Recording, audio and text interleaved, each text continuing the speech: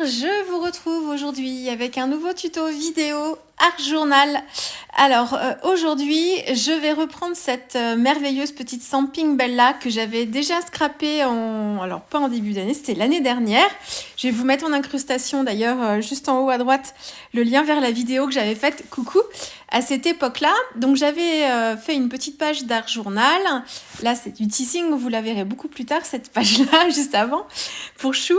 J'avais fait donc Coco Chanel dans une version plutôt simple, comme je fais beaucoup avec les Stamping Bella dans mon carnet à Neumul format A5, avec un fond magical, un tamponnage, et puis j'avais travaillé autour du combo couleur proposé sur le packaging avec un fond très rose pétant.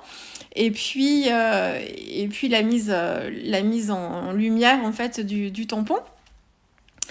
Et là, en fait, avec la nouvelle collection de Show & Flower qui s'appelle Victoria Street, on a toute une très belle série sur le monde de la mode et sur les parfums. Et du coup, qui mieux que Coco Chanel pour représenter vraiment tout cet univers-là, que ce soit la parfumerie avec les fameux parfums Chanel, et puis aussi avec le milieu de la mode et de la haute couture. Je travaille ici dans mon carnet à Neumul en format 20 par 20. Alors c'est à peine 20, je crois que c'est 19,5 par là. Alors c'est la 3e page que je fais dans ce carnet. J'aime beaucoup cette taille. Alors pas forcément le format carré, mais le fait d'avoir comme ça pas mal d'espace, une zone de travail un petit peu plus grande, et ça me permet justement de pouvoir utiliser mes Stamping Bella de façon un petit peu différente en termes de mise en page, parce que c'est vrai que jusqu'à présent, vous me les voyez utiliser dans le carnet à Neumul en format A5 où j'ai ma Stamping Bella au centre, et soit je travaille comme pour Cendrillon ou Alice au Pays des Merveilles ou Blanche-Neige avec des tampons de chaque côté pour me créer un peu une scène et une atmosphère. Ou alors, tout comme Cendrillon, là je vais faire un peu comme Cendrillon d'un côté, avec un travail de contour et puis un travail au niveau du sol. Ou alors, juste la Stamping Bella avec un fond magical ou un fond aquarellé et puis un tampon de texture en fait, juste dans le fond comme pour Coco Chanel pour la première version. Alors là, cette fois, je vais travailler un petit peu plus la mise en scène. Je vais me créer carrément une scène, une illustration. Et j'ai sorti en fait de la planche Victoria Street à la fois les planches de tampons avec les mannequins, les robes, voilà, donc les 2 planches de tampons qui sont vraiment liées à ce domaine-là. Et puis j'ai sorti aussi la planche de clear avec justement la petite ribambelle de parfum comme ça, de petits flacons de parfum tous alignés. Et j'ai commencé à placer les flacons de parfum parce que je la voyais bien plantée comme ça, Coco Chanel au milieu, les parfums de chaque côté. Et je voulais y incruster d'autres éléments, plus sur le thème de la haute couture. Et en fait, j'ai pas réussi à les intégrer de façon à ce que ce soit bien harmonieux. Il aurait fallu que je travaille sur une page encore plus grande. Donc, je travaille sur un format carrément A4, je pense, ça aurait pu convenir. Et j'aurais pu travailler de façon un petit peu plus aérée pour y intégrer d'autres éléments et rajouter comme ça, équilibrer un petit peu. Là, il a fallu que je fasse des choix. Donc, j'ai choisi de travailler avec les parfums parce que c'est une planche de tampon que j'ai pas encore utilisée. Et puis, pour rappeler quand même la haute couture, pour faire un petit clin d'œil, j'ai utilisé sur la partie basse de ma mise en page le petit tampon ruban que j'adore, que je travaille, mais vraiment, vraiment sur le bord. C'est juste une petite suggestion. Donc, vous allez le voir à la fin. Sur la page terminée, on le voit, mais il est là, mais voilà, il est assez discret. Mais voilà, c'était pour avoir un petit rappel aussi sur les différents codes qui caractérisent Coco Chanel. Alors, j'ai complété ma mise en scène avec la fleur de lys de la collection Victoria Street tout autour. Ça, vous avez l'habitude de mes mises en page dans cet esprit-là. Et puis pour agrémenter le fond, d'habitude j'utilise des tampons de fond de texture en fait, souvent sur mes pages. Et là, j'avais envie de travailler le fond un petit peu différemment. Donc, j'ai repris le miroir qui faisait partie aussi, toujours pareil, je travaille qu'avec la collection Victoria Street ici, qui vient me permettre de piocher comme ça des petits éléments de déco. Et je viens le tamponner directement dans le fond. Alors, j'essaye de le positionner de façon à ce qu'il soit un petit peu plus au niveau de sa tête, mais un petit peu plus dans le fond, quoi. Donc bon là, si elle se retourne, on imagine qu'il est beaucoup plus loin, quoi, hein, parce que là, elle voit à peine sa tête. Enfin, comme moi, quand je me regarde dans la glace quelquefois, moi qui suis petite, dans certains miroirs, qui c'est un petit peu juste. Donc bref, voilà. Donc ça, c'est la construction de ma page. Coco Chanel, je vais la travailler sur un papier à part et la mettre en couleur à part pour être libre, de pas me préoccuper avec le détourage à l'aquarelle pour le fond de cette partie-là. Comme ça, au moins, je suis sûre que voilà, ça va pas me gêner. Par contre, j'ai un petit travail de précision à faire quand même au niveau des fleurs de lys et au niveau des flacons de parfum. Mais là encore, je me dis, si jamais vraiment je galère et que ça me convient pas, les petits flacons de parfum, ils sont très facilement, en fait, on peut très facilement les travailler à part et les détourer. Ils sont à peine collés les uns aux autres, donc c'est pas du tout compliqué après de les retravailler et de les recoller par-dessus si jamais vraiment mon travail de fond était un petit peu trop compliqué. Mais bon, comme vous le voyez, ça s'est très bien passé. J'ai pas eu de soucis particuliers. Je travaille... Alors, mon cadrage est pourtant pas si serré que ça, mais vous voyez que le bas de ma palette, là, je travaille dans une palette réduite. C'est ma palette de tous les jours, que j'appelle entre guillemets tous les jours, vous avez l'habitude. Donc, c'est la palette que je me suis constituée. Et jusqu'à présent, elle était pleine, c'est-à-dire que j'avais rempli chaque espace. Et là, depuis 3 réalisations, ou 2, je sais même plus, 3 réalisations, j'essaye de réduire mon nombre de couleurs. J'essaye de travailler avec un petit peu moins de couleurs et j'essaye de me forcer à faire des mélanges. Donc, je travaille avec principalement des couleurs primaires. Alors, pas forcément les 3 mêmes couleurs primaires. Je travaille avec un bleu, un rouge, un jaune. Mais voilà, ça peut changer. Le bleu peut changer, le rouge peut changer, le jaune peut changer. Mais j'essaye de travailler comme ça avec ces 3 couleurs-là pour m'entraîner moi à faire des mélanges, mais entraîner mon œil à essayer de décortiquer la composition des couleurs. Alors, je voulais pas montrer là. Alors, pardon, je parle. Alors, je suis désolée si souvent ma voix correspond pas à ce que je suis en train de faire dans mes doublages.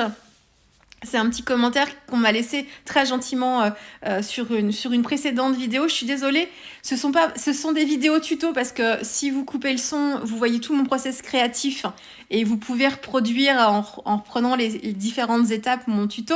Mais là, ce que je vous transmets aussi à chaque fois dans mes réalisations et dans mes vidéos, c'est le processus créatif et le cheminement créatif aussi. Et si j'ai des petites choses à vous donner comme astuces ou comme idée ou comme travail à approfondir en fait. Donc là, c'est l'occasion pour cette page-là. Je me suis fait un petit carnet, c'est un petit carnet à Neumul aussi, mais en format A6. Que j'ai dédié en fait à des mélanges de couleurs justement sur des couleurs primaires. J'ai oublié de vous le montrer à ce moment-là. Il faut que je le fasse dans une prochaine vidéo pour que je vous montre un petit peu. C'est tout bête, hein, c'est un nuancier finalement. Et je vais travailler, par exemple, ici, j'ai le bleu outre-mer que je vais travailler avec mon rouge vermillon. Là, c'est les 3 couleurs. Alors, j'ai pas utilisé que ces 3 couleurs-là, mais j'ai le bleu outre-mer, le rouge vermillon et le jaune primaire. Et puis, quelquefois, je prenais du bleu de phthalo nuance de vert avec le rouge vermillon et un petit peu de jaune primaire. Je prenais un petit peu d'orangé de Chine également. J'ai travaillé à la place de mon rouge vermillon, j'ai pris quelquefois le rose de Garance, qui peut être considéré aussi comme une couleur primaire dans le cercle chromatique. Donc voilà, et j'ai fait comme ça des petits tests de mélange. Et surtout, ce qui m'intéresse, c'est de travailler une couleur primaire avec sa complémentaire. Alors quand on travaille avec seulement 3 couleurs, ça prend du temps et ça, c'est pour ça que c'est un exercice. Moi, je peux me lancer à travailler sur une scène complète parce que avec l'expérience, je travaille plus vite. C'est plus compliqué si vous débutez vraiment. Là, il vaut mieux faire les petits exercices sur des tout petits motifs. Mais c'est très, très, très formateur. Et là, moi, ce que je voulais travailler, c'est vraiment une couleur primaire avec sa complémentaire. Et qu'est-ce que ça donne? Et pourquoi Pourquoi? Mais vous allez me dire, mais pourquoi comme ça d'un coup tu as envie de faire ça? Eh ben, parce que sur l'une des réalisations Show and Flower que j'ai faites, alors vous l'avez pas encore vu parce que j'en ai plein d'avance que vous allez voir au fil de l'eau. C'est une scénette de rue en fait que j'ai réalisée dans l'une des dernières réalisations. Et en fait, même si j'étais contente de ma réalisation à la fin, je trouvais qu'elle avait un côté un petit peu terne, c'est-à-dire que j'ai utilisé du sépia, du grit paint, voilà, ce genre de couleurs pour désaturer à certains endroits, apporter des ombres. Et je trouvais, même si la page est lumineuse malgré tout, mais je trouvais qu'il y avait un petit côté terne. Et je me suis rappelée d'une story, alors c'est pourquoi, franchement, quelquefois, il y a des choses qui restent dans un coin de la tête. Je me suis rappelée d'une story de Marie Boudon, c'est Les Tribulations de Marie, qui, quand elle avait sorti son stage Paysage Booster, donc c'était il y a 3 ans de ça, était dans sa phase de recherche. C'est important tout ce que je vous dis là pour moi. Elle partageait en fait sa phase de recherche sur les paysages et en fait elle montrait ses réalisations quand elle était en pleine recherche parce que c'est pas son domaine de prédilection à Marie les paysages à l'époque et en fait elle avait ce sentiment là d'avoir des paysages qui étaient un petit peu terreux et un petit peu ternes et elle s'était rendue compte qu'en fait dans les couleurs qu'elle utilisait pas mal de godets contenaient des pigments noirs. Et elle a décidé de choisir des godets d'aquarelle qui n'avaient pas de pigments noirs à l'intérieur, donc pas de grit paint, pas de sépia, de choses comme ça. Ou après, ça dépend sûrement du grit paint et du sépia, mais voilà. Et de les remplacer, ces pigments, enfin ces couleurs-là, par des mélanges avec les couleurs complémentaires pour assombrir. Et du coup, ça lui a donné des scénettes, en fait, des paysages qui étaient beaucoup plus lumineux, puisqu'on n'avait pas ce fameux pigment noir qui venait ternir en fait l'ensemble. Ça m'a rappelé du coup les souvenirs, ça. Et je me suis dit, tiens, je vais essayer de laisser de côté mon grit paint et mon sépia, et puis on va voir ce que ça va donner cette histoire-là. Et donc, j'ai repris en fait les couleurs qu'elle préconisait dans son stage paysage. Elle a sorti un livre sur les paysages d'ailleurs où vous avez plein d'informations et notamment sur sa palette de couleurs si ça vous intéresse. Et je me suis dit allez, pendant plusieurs alors ça va pas durer non plus 3 mois je pense, mais pendant plusieurs réalisations, je vais me faire une palette plus réduite. Et je vais en fait y mettre, donc je suis un peu partie des couleurs qu'elle proposait, mais j'en ai ajouté aussi d'autres qui, moi, c'est des couleurs qui m'intéressent et que j'aime bien travailler quand même pour pas, rester comme ça un petit peu quelquefois pour aller vite. Ça me rassure quand même d'avoir des couleurs que j'ai l'habitude de prendre. Et voilà, et tout ça, ça part de là. Ça part d'une réa que j'ai faite, que je trouvais terne, qui m'a rappelé un vieux souvenir d'une story que j'avais vue, qui m'a renvoyé vers le livre sur les paysages de Marie, que j'ai repris aussi un petit peu. Et voilà, alors je l'ai repris juste pour l'introduction, en fait, pour vraiment voir les couleurs qu'elle avait utilisées. Et du coup, voilà, et c'est ce qui m'amène à travailler et à essayer de travailler un petit peu plus le mélange. Donc ça fait 5 ans que je fais de l'aquarelle. Ces exercices-là, je les ai faits au tout début. Je les ai faits régulièrement pendant ces 5 années, de temps en temps. J'ai des moments comme ça où j'ai envie d'autres choses aussi. C'est souvent aussi quand le combo couleur qu'on utilise et moi comme beaucoup, mais on a tendance à revenir toujours à peu près au même combo, aux mêmes couleurs. Et j'avais envie de changement et je me suis dit, allez, même si là le combo couleur est à peu près, voilà, je fais très souvent ce genre de couleurs, mais ça me permet de les faire, mais de les faire avec des aquarelles différentes et des couleurs différentes et de faire mes propres mélanges. Donc, voilà pourquoi ce gros blabla ici. Tout ça pour vous expliquer, mon fond c'est toujours pareil, vous reprendrez des vidéos d'avant, c'est exact, j'ai pas de conseils à vous donner plus que d'habitude, j'en ai fait plein, vous avez plein de tutos vidéo sur ma chaîne qui expliquent du début jusqu'à la fin comment je fais pour créer mes fonds, mes dégradés. Je vous en proposerai encore plein d'autres bien sûr dans les prochaines vidéos à venir, mais là pour celle-ci, je vais pas trop vous parler de la technique, je vais plus vous parler du processus et de ce qui est intéressant de faire de temps en temps. En fait, donc dans mes choix de couleurs ici, pour travailler le fond, je voulais un gris bleuté.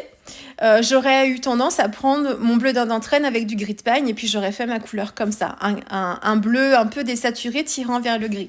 Là, j'ai utilisé le bleu Outre-mer, qui est un bleu très pétant. Et je l'ai désaturé avec de l'orangé de Chine. Donc le bleu et le orange, sa couleur complémentaire. Donc c'est pas une couleur primaire, l'orangé de Chine, mais c'est une couleur qui n'a pas de noir dedans et qui me permet de désaturer très très vite mon bleu. Et quand je trouve qu'en fait mon équilibre est pas assez bon, je rajoute un tout petit peu de rouge vermillon dedans. Ou alors, si je trouve que c'est un peu trop rouge, je vais rajouter un petit peu de jaune et je vais ajuster comme ça. Mais le point de départ, c'est le bleu Outre-mer avec une pointe d'orangé de Chine. Et ensuite, j'ajuste avec les deux autres couleurs primaires. Donc le rouge et le jaune qui me donnent du orange. Et ça me permet d'être un petit peu plus précise. Ça, mon mélange, je le fais au moins 2 fois ou 3 fois parce que le jus que j'ai préparé en fait avant de faire mon fond n'est pas suffisant. Donc systématiquement, je suis obligée de recommencer cet exercice-là. Et le fait de le recommencer me permet... Alors, j'ai un petit papier brouillon à côté. À chaque fois, je fais des tests avant d'appliquer la couleur pour voir si par rapport au premier mélange que j'ai fait, je ne suis pas trop éloignée. Je ne cherche pas à être exactement pareil. Surtout pas d'ailleurs. Je veux être dans la même tonalité, mais je ne veux pas forcément que ce soit exactement la même chose pour m'apporter un petit peu d'intérêt et de dynamisme à mon fond. Et donc là, j'ai dû recommencer peut-être 2 fois ou 3 fois mon mélange. Pour réussir à faire l'intégralité de ma page. Le fait de mélanger du bleu Outre-mer avec de l'orangé de Chine, quand on laisse donc on mélange tout ça, ça fait la couleur qu'on aime bien. Et puis si on laisse reposer un petit peu le mélange dans la palette, on va voir les petits pigments orange qui vont remonter à la surface de l'orangé de Chine, et puis le bleu qui va rester un petit peu en fait de côté, comme une aquarelle granuleuse où on a comme ça, par exemple, je pense à la Serpentine de Daniel Smith, où on a des pigments verts et des pigments marrons, et quand on laisse l'aquarelle se reposer un petit peu dans la palette, on voit les pigments verts d'un côté et les pigments marrons de l'autre. Et bien là, avec ce mélange-là, au bout d'un moment, on finit par voir un petit peu le orange, et quand on mélange sans trop mélanger, ça donne des super effets aussi, ensuite quand on l'applique sur le fond de page. Donc ça, c'est pour le fond. Pour les fleurs de lys, je voulais donc ce rose rouge là. Donc j'ai travaillé avec le rose de Garance, qui est un rose plutôt désaturé, et je l'ai rehaussé avec un petit peu de vermillon pour lui donner un petit coup de peps comme ça. Et alors après, dans les techniques, au début c'est très très clair, et puis je fais des couches successives, et plus ça va, plus je rajoute du contraste. Et j'ai même terminé par un peu de sépia quand même, malgré tout, pour travailler vraiment dans l'intensité au niveau des ondes des fleurs, mais je l'ai utilisé qu'à la toute fin, et sans le mélanger à quoi que ce soit, et en toute petite quantité. Donc ça, c'est pour les fleurs. Ensuite, pour les flacons de parfum, j'ai travaillé, donc j'ai un fond plutôt bleu-gris. C'est quand je sais pas quoi choisir, je pars toujours sur cette couleur-là, le bleu-gris, parce que ça va avec tout et on prend pas de risque. Et c'est des teintes que vous savez bien, hein, le bleu et le vert, des teintes que j'aime beaucoup. Donc j'avais donc ce bleu-gris, ce rouge-rose, et j'ai apporté des petites touches de jaune, et ça me faisait penser de toute façon à la couleur de certains parfums, beaucoup de parfums qui sont dans ces teintes un petit peu jaune doré, notamment justement Chanel numéro 5. Entre autres. Et donc j'ai travaillé donc des touches de jaune comme ça. Coco Chanel a un flacon de parfum d'ailleurs que je retrouve en tampon comme en Schwen Flower juste en bas à gauche. Donc c'est exactement, voilà, on est vraiment dans l'esprit Coco Chanel là, du parfum. Donc je fais une sorte de triangle comme ça avec des touches de jaune comme ça qui encadrent un petit peu Coco Chanel, et puis ensuite je répartis les autres couleurs. J'ai fait du rose plus avec le rose de Garance cette fois-ci. Et ensuite, j'ai travaillé avec du bleu, donc j'ai dû prendre encore le bleu Outre-mer, ou j'ai peut-être pris le bleu de phthalo nuance de vert pour le travailler différemment, mais j'ai ajouté toujours de l'orangé de Chine, et j'ai rééquilibré après avec le vermillon et avec le jaune primaire, pardon. Pour les 2 flacons dans les teintes de jaune, j'ai travaillé avec le gomme Gut, que j'ai dû mélanger avec un fond que j'avais dans ma palette pour le désaturer un petit peu. Et puis comme j'adore l'orchinacridone, j'ai pas pu m'empêcher, et j'ai ajouté une petite pointe d'orchinacridone aussi.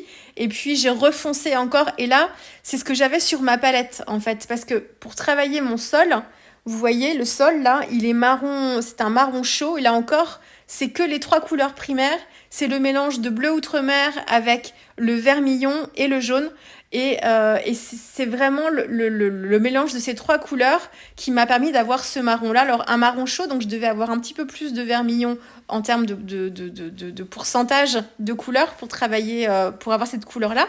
Mais il me restait cette couleur, donc j'avais mon marron dans cette palette-là, et du coup, ça m'a permis de désaturer mon jaune pour créer les ombres. C'est ce que j'ai fait aussi pour les parties roses, en fait, des 2 flacons.